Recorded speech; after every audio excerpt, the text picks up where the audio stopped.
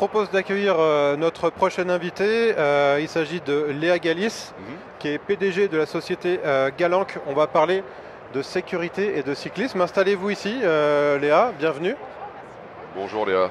Voilà, prenez votre micro. Bonjour, Léa. On le tient bien sous le menton. Voilà. Comme ça. Comme Michel Drucker, c'est pareil. Léa Gallis, vous êtes donc PDG de Galanc. Exactement. Si je ne dis pas de bêtises. Expliquez-nous un petit peu ce que fait Galanc. Alors Galanc, nous, on travaille autour de problématiques liées à la mobilité urbaine qu'on veut la plus propre possible et la plus durable possible. Donc on est concentré sur la mobilité des vélos, des trottinettes, des gyropodes, voilà, tout ce qui est actif, comme on les appelle. Et pour ça, on essaie de développer des solutions hyper concrètes. Là, on est sur le développement d'un sac à dos lumineux et connecté à une application de GPS. D'accord. Donc, qui permet de faire plusieurs choses. Ça permet de faire du guidage par vibration. Donc à travers les bretelles du sac, on vous indique quand on est à droite, quand on est à gauche, ce qui permet de s'affranchir un petit peu des écrans et de rouler plus sereinement. Je crois qu'on a des images, mais il faudrait voir si on peut les mettre en place. On les mettra en place un peu plus tard, mais c'est vrai que vous avez, ce serait bien. J'ai le sac sur moi. Vous avez le sac avec vous ? On va pouvoir essayer notre magnifique caméra en espérant qu'elle ait été réparée depuis. Allez, on la pose ici. Ah, en plus, il est sympa ce sac. Il est chouette en plus. Alors. La partie qu'on doit filmer, c'est plutôt celle-ci ou c'est plutôt devant? C'est plutôt les deux en fait. Je vais essayer de faire demain. On va commencer. Allez-y, je vous laisse faire. Allez, on l'allume. Merci. On est en direct, voilà. Je l'ai mis en bleu pour montrer. Voilà. Alors je vais t'assister si tu as besoin de commenter. Merci beaucoup. Voilà, parfait, ça fonctionne. Super. Alors je vois que vous manipulez un téléphone, donc j'imagine que c'est un sac qui fonctionne avec une application connectée. Exactement, c'est un sac à dos connecté. Alors allez-y, je vous laisse faire la démo et nous expliquer ce qu'on peut faire avec ce galuchon, c'est ça? C'est son nom? Oui, c'est son petit nom, c'est le galuchon. Du coup, on peut faire plusieurs choses. Comme je vous le disais, il y a du guidage donc haptique, c'est-à-dire par vibration émise à travers les bretelles du sac. Et ensuite, on est venu connecter la lumière de ce sac au GPS également, ce qui permet de déclencher automatiquement un système de clignotant. Ok. Voilà. De clignotant. Tenez bien le micro sous votre menton.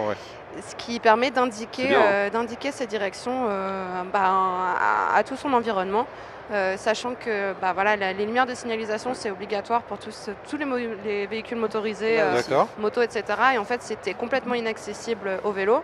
Là, on le rend hyper fluide et hyper accessible au vélo parce que c'est dans son objet, un objet du quotidien. C'est un sac à dos, c'est quelque chose qu'on a toujours sur soi. Et si on part sans son sac le matin, c'est que vraiment on a oublié sa tête. Et donc voilà. On peut l'essayer ? Oui, bien sûr. Je vais l'essayer. Vous allez même avoir le petit retour haptique. Alors voilà, expliquez-nous un petit peu. Vous avez parlé d'aide à la navigation. Un peu, parce que sinon c'est pas possible. Ah, on sent les vibrations là. D'accord, donc le retour haptique, c'est pour dire aux cyclistes, il va falloir tourner à droite, il va falloir tourner à gauche, c'est ça? Exactement. Donc on prévient l'utilisateur par vibration 50 à droite mètres avant, genre pour lui dire il va falloir tourner à droite. On voit pas bien la couleur des lumières sur la caméra, mais on lui confirme l'ordre au moment de tourner. Alors vous avez des boutons dans les bretelles au niveau des marqueurs noirs. Voilà, est-ce que tu vois le marqueur noir, Julie? Un peu plus haut sur ta bretelle, voilà. Voilà, il suffit d'appuyer dessus pour déclencher manuellement les clignotants. D'accord, donc si jamais on n'utilise pas la navigation, on peut soi-même... Exactement, moi je m'en sers pour doubler les voitures parce que ça le GPS ne peut pas le deviner. Et donc on est visible de devant et de derrière, évidemment.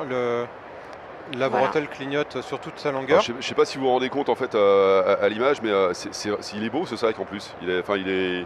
Merci. Ouais, en design, c'est sympa. On a beaucoup travaillé dessus. On a travaillé avec un kiné pour le confort du dos. On a travaillé une ouverture sécurisée anti-vol.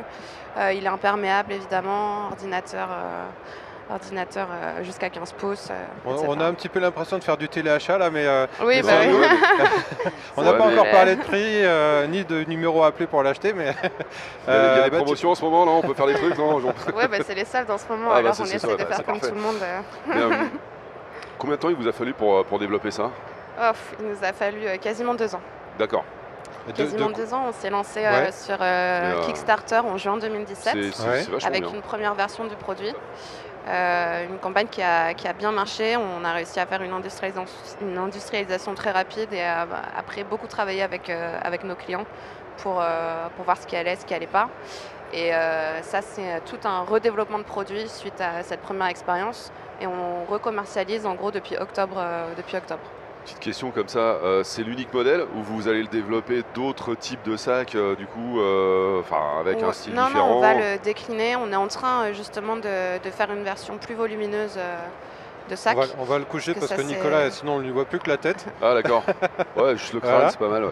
Non, mais en fait, moi je me posais la question parce qu'en fait, c'est quelque chose qui est déclinable à l'infini en termes de style. Hein. Je parle juste de style. Après, le système, vous pouvez l'adapter partout, quoi. Potentiellement, ouais, on peut l'adapter partout. C'est génial, ça peut être top. Hein. Ça coûte combien un Galuchon? Alors celui-là coûte 189 € et on a une version à 169 € aussi. Et la version, j'imagine qu'elle est juste plus grande ou comment c'est quoi la différence? C'est une différence de matériaux. De matériaux, d'accord. Là, on est sur du coton, donc sur une matière naturelle. L'autre est en polyester. Malgré que ce soit du coton, c'est étanche, c'est enduit. Ça prend l'eau. On peut se jeter dans la Seine avec ou pas? Alors on peut pas l'immerger parce que c'est une poche principale, donc il n'y a pas de zip je plaisante, je ne vais pas me jeter avec un sac dans l'eau. Et encore moins dans la Seine, on va dire. Et encore moins dans la Seine, et ça je ne le conseille pas effectivement. Pour d'autres raisons. Ok. Comme ça, tu vas te mettre au vélo, c'est ça? Vous êtes il faut. De toute façon, il faut se mettre au vélo. Peut-être. Voilà. Électrique. Alors, vous êtes installé où? À Paris. À Paris, ok. Ouais. Et donc vous êtes venu ici avec la région? On est venu ici avec notre incubateur, l'incubateur des Mines Télécom. D'accord. Qui a emmené une délégation d'une vingtaine de startups avec elle. Donc voilà. On est venu avec eux, on est sur le stand 53 112 pour ceux qui seraient dans le coin. Et vous êtes venu ici pour rechercher quoi? Plusieurs choses. On a une vocation internationale. Donc aujourd'hui, on est déjà sur le territoire européen. Oui, on fait du vélo partout, évidemment. Donc pour le coup. Pas trop à Vegas, par contre. Il n'y en a pas. Il n'y en a pas beaucoup. Si, il y en a. Vous en avez vu? Il y en a quelques-uns. Je vois pas de piétons en fait, aux alentours de la ville en tout cas. Aux alentours, je sais pas. C'est hallucinant. Ils ont tous une voiture en fait. J'ai vu quelques pistes cyclables, mais c'est vrai qu'il n'y en a pas beaucoup. Ils sont moins bien.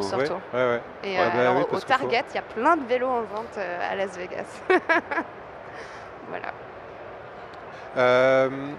Oui, donc on en était à ce que vous recherchiez.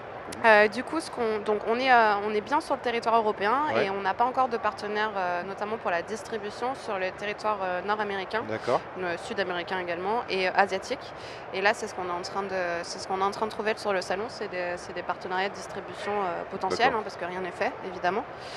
C'est énorme. Justement. Pouvoir trouver les bons distributeurs sur ce type de continent, ça doit être un travail assez balèze quand même, j'imagine. Vous avez pu prendre des contacts justement, comment ça se passe? Oui, on a plein de choses qui arrivent, donc beaucoup de signes d'intérêt du marché, beaucoup nord-américains, États-Unis, Canada et Japon. Et c'est typiquement les marchés qui nous intéressaient, dont on avait le sentiment que c'était les plus intéressants pour nous. Et on a des marques d'intérêt de ces 3 marchés du coup qui sont très intéressants pour nous. Alors j'ai pas tout, je suis désolé, j'ai pas tout écouté tout à l'heure parce que j'étais plongé dans la caméra qui faisait pas ce que je voulais. Vous en avez déjà distribué, vous en sortez combien à peu près? Le rythme pour le moment, c'est quoi? On est du coup revenu sur le marché, on est recommercialisé depuis octobre et en gros on a vendu 500 sacs. D'accord. 500 sacs.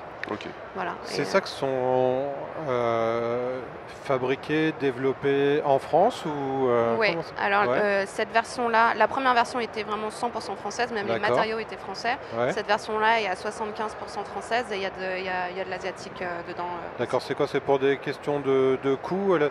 C'est quoi? C'est dans les composants ou comment? C'est dans certains composants et certaines façons. Alors la raison, c'est évidemment il y a le coût, c'est important parce qu'il faut que nous on arrive à développer l'entreprise.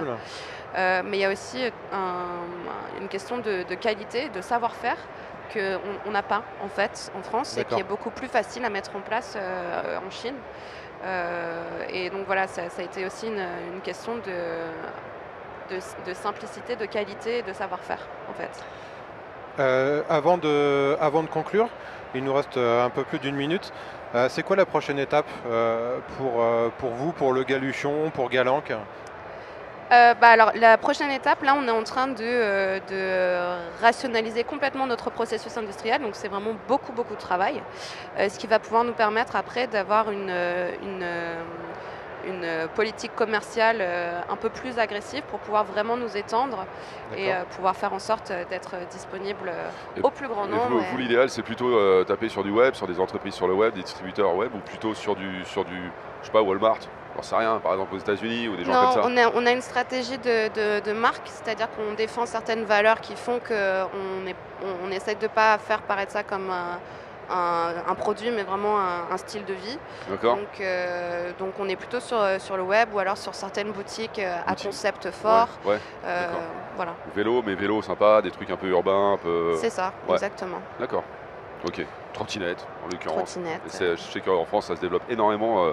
Les réseaux entiers de trottinettes électriques, de tout ce qui est. Line Bird, c'est vraiment impressionnant. Ça cartonne. Mais Léa Galis, il nous reste à vous remercier d'être venu nous voir, à vous souhaiter une bonne fin de salon. Merci de votre accueil. Merci à vous. Et puis bonne chance aux Galuchons et à ses futures déclinaisons.